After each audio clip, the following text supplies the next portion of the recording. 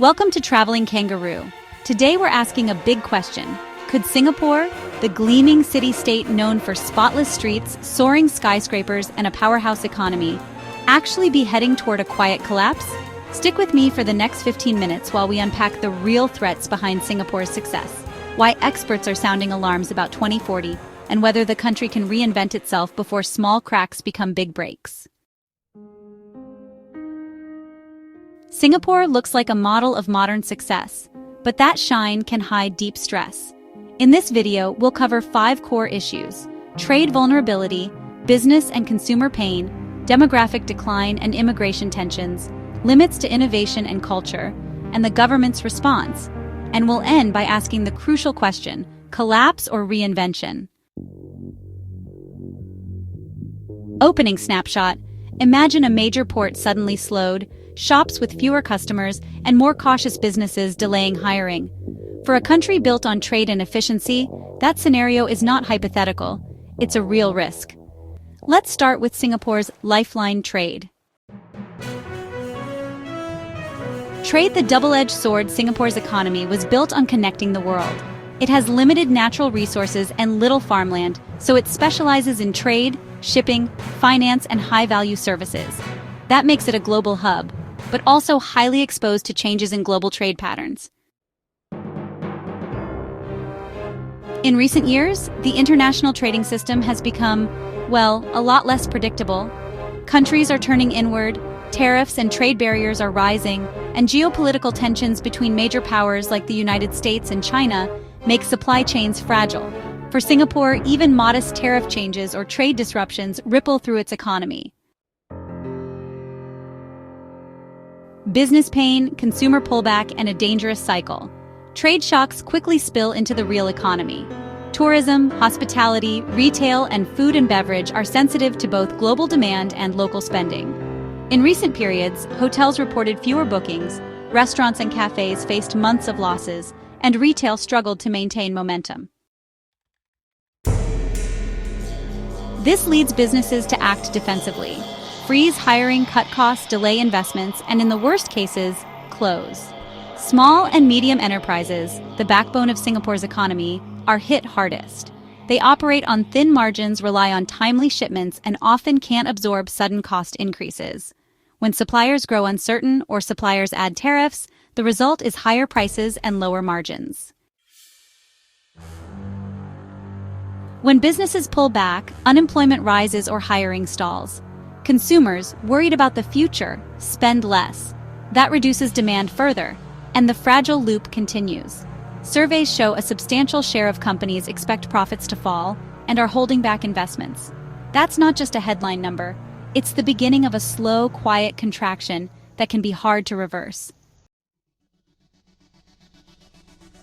Demographics, the silent long-term crisis.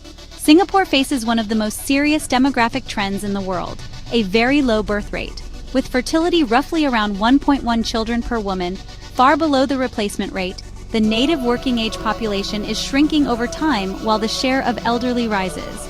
That has major implications for labor supply, productivity, and public finances.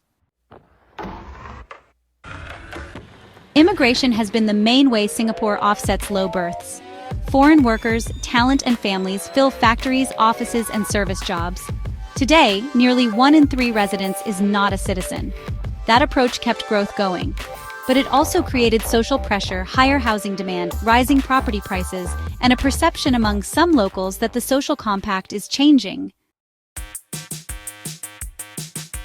The balancing act is painful. Singapore needs people to grow the economy and maintain public services, but too much reliance on non-citizen residents strains infrastructure and social cohesion.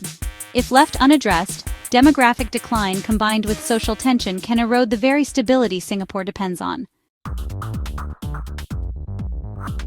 Innovation and culture efficiency versus creativity. Singapore is technologically advanced. Automated ports, smart city systems, reliable digital infrastructure. Yet, there's a growing debate about whether it can produce the bold, disruptive innovation that generates global tech giants. Part of the argument centers on culture and education. Singapore's education system is highly disciplined and exam-oriented. That produces exceptionally skilled, efficient workers who perform well in structured environments. But it may also produce risk-averse thinkers who are less inclined to experiment, fail, and try again. All essential elements of breakthrough innovation. When the social penalty for failure is high, entrepreneurship and radical experimentation slow down. The result? You get a tech ecosystem that's, strong in services, scale-ups, and engineering excellence, but with fewer household name founders or disruptive platforms that really reshape global markets. So can a society famous for order actually shift to embrace a bit of controlled disorder? That kind of trial and error that's needed for big breakthroughs? That's the central cultural question. The government response has been, strong tools and incremental fixes. One strength Singapore definitely has is competent government and policy capacity. Authorities have rolled out all sorts of programs: subsidies and grants for struggling companies, job support schemes, reskilling programs like Skills Future, and education reforms aimed at reducing early streaming and focusing on broader capabilities. But critics argue that, honestly, many of these measures are tweaks rather than transformational changes. Grants and temporary relief do help firms survive storms, but they don't always change the underlying incentives that limit innovation or resolve demographic trends. Reskilling is definitely essential, but shifting a culture that prioritizes safe outcomes over creative risk, that requires long-term social and institutional change. So what happens next? There are a few plausible paths ahead. One is managed adaptation. The government and private sector could accelerate reforms, think tax and housing policy changes, stronger incentives for high-risk innovation, and smarter immigration policies that balance skills with social cohesion. In this scenario, Singapore could reposition itself as a flexible, creative hub. But, this requires real political will and social buy-in. Still, it's possible given Singapore's institutional strengths. Stagnation and slow decline. So, what does that really mean? Incremental policies might delay collapse, but they just don't address those deeper structural issues. Growth slows down, real wages kind of stagnate, inequality rises, and honestly, Singapore's relative global standing fades over a generation. This is what's often called the quiet collapse scenario the video warns about. Crisis and reset. Sometimes it takes a severe global shock or maybe a prolonged trade war to push the economy into a deeper downturn, forcing rapid and, pretty painful reforms under pressure. This could lead to some major political and social stress before any sort of recovery is possible. Singapore's glittering surface actually hides some real and, pretty interlocking vulnerabilities. Trade shocks, business fragility, demographic decline, social tension from immigration, and even cultural limits on risk-taking, these all create a really complex problem set. The country does have the tools and the capacity to adapt. The big decisive issue is whether it uses them boldly and quickly enough. Thank you for watching. If you found this video useful, hit like, leave a comment with your thoughts on Singapore's future, and share this with someone who cares about global trends.